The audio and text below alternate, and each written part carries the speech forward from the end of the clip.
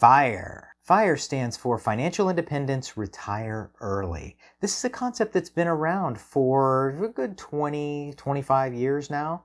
And the goal is to retire far earlier than anyone else normally would, well before the final retirement age.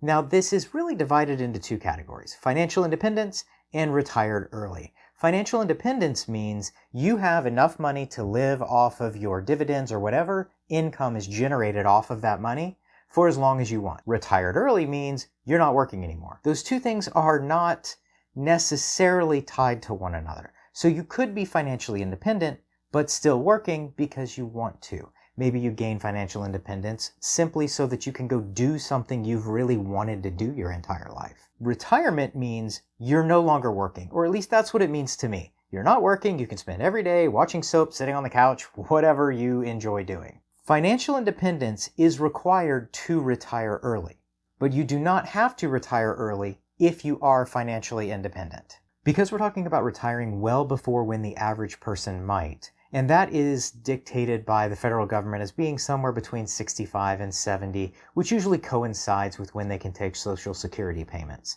But we're talking about retiring much earlier. Now, in order to do this, you must live within your means for a period of time and save a very large portion of your income during that period of time in order to reach this level. First, figure out a baseline FIRE number. That is a number that you have saved that once invested could generate enough income for you to live on. To determine this number, you would take your annual expenses, and I would say it's not necessarily expenses. You would take your annual amount of income needed to live the lifestyle you want to live times 25. Once you have that, that's your FIRE number. Once you have that invested, you could then realistically take 4% of that amount of money every year and hopefully never outlive your money. Once you have your retirement budget, which I will be making another video on, and once you have determined what that FIRE number is, now you need to determine what type of retirement do you want. I'm going to go over several different types of FIRE, types of retirement that different people live. A lot of the time,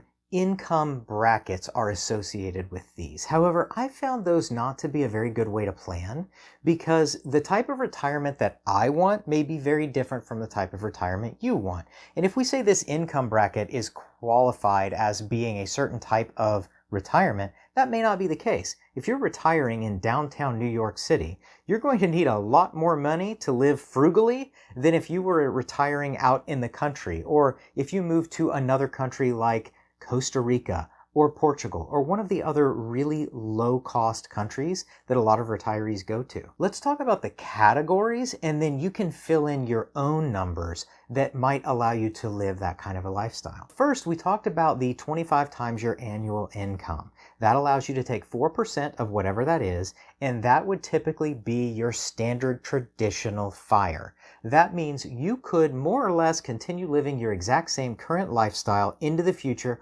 without changing anything, and you wouldn't run out of money. Now, this is a great thing to start with because, of course, everyone wants to maintain their current lifestyle. However, what if you wanted to change something in retirement? You could change upwards, where you want to spend more money, do more traveling, have more expensive things, or you could change downwards, where you're willing to live a minimalist lifestyle. So let's talk about some of these other types of FIRE retirement. Beyond traditional FIRE, the first one we're going to talk about is lean FIRE. This is effectively taking your FIRE amount and saying, what if I tried to live on less? So let's just say, for nice round numbers, that your 4%, the amount that you needed to live on, was $100,000 a year.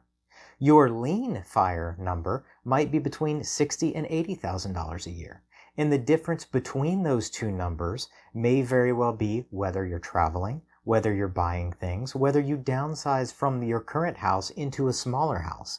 The goal is to try to live on as little as possible, which is very common in the minimalist society. People who are living in tiny houses, or they're living in an RV and traveling around the US, they may be living on a lean FIRE plan.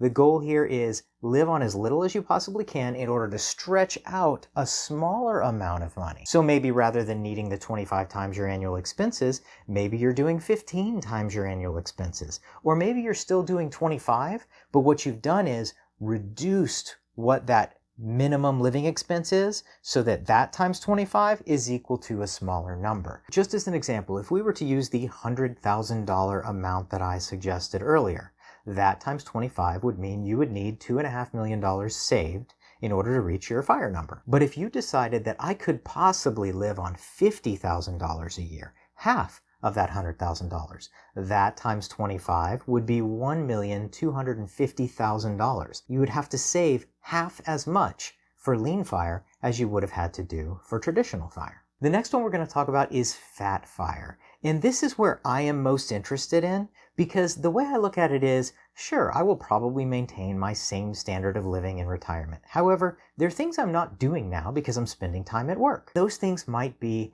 I'm going to go on vacation.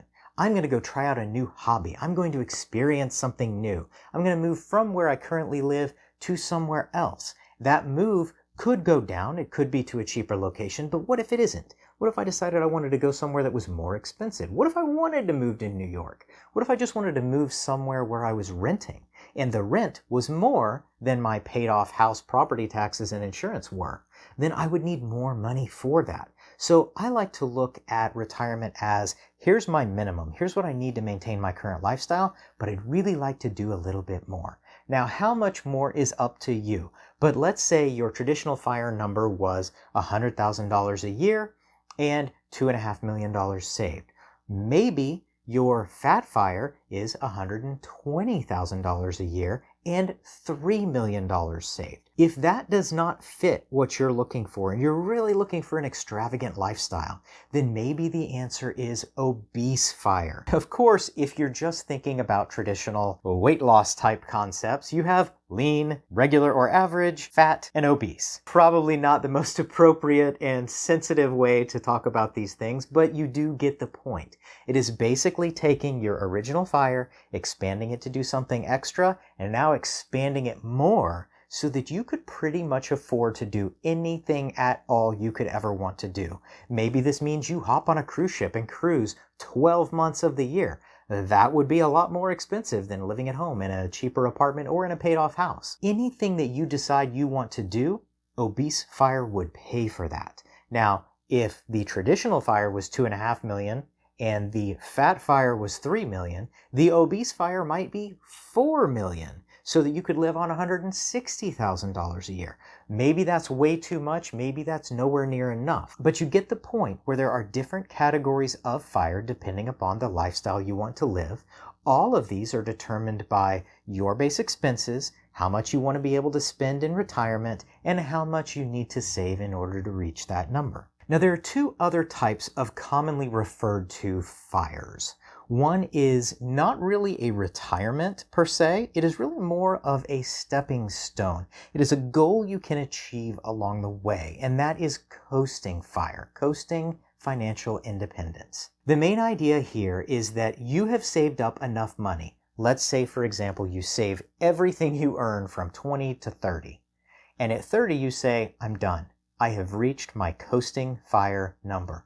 What that means is the amount of money you have invested by the time you were 30 in this example will grow, assuming a set interest rate that you decide upon. Let's just assume 7% right now. It will grow at 7% every single year, and by the time you reach your early retirement age, you would actually be able to retire using the money that you had saved up until the age of 30. You have saved enough now. All you have to do is make it from that point until your early retirement date, and the amount of money you need will be there waiting for you. That is coasting financial independence. The last form of FIRE is called barista FIRE. This is really not a full retirement. It is a method of semi-retirement that allows you to get the retirement lifestyle while still doing something part-time.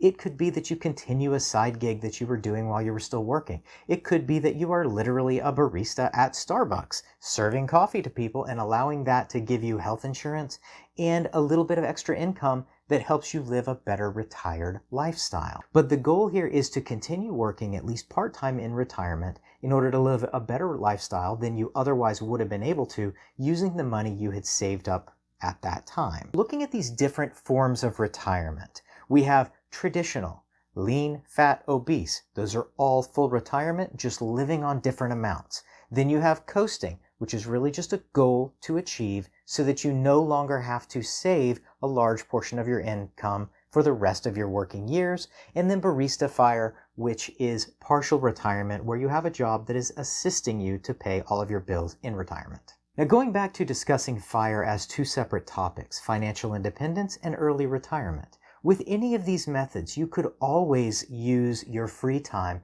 to start a second career, to do something different, to try something you never had an opportunity to try earlier in life. So even if your goal is not to watch soaps and sit on the couch all day, every day, getting a financially independence goal completed will allow you to do pretty much anything you want to in life. It gives you the freedom to live your life your way without being subject to the arbitrary rules of a job that you had while you were working. I hope this has been really helpful and informative for you. There are quite a few different ways to go about this.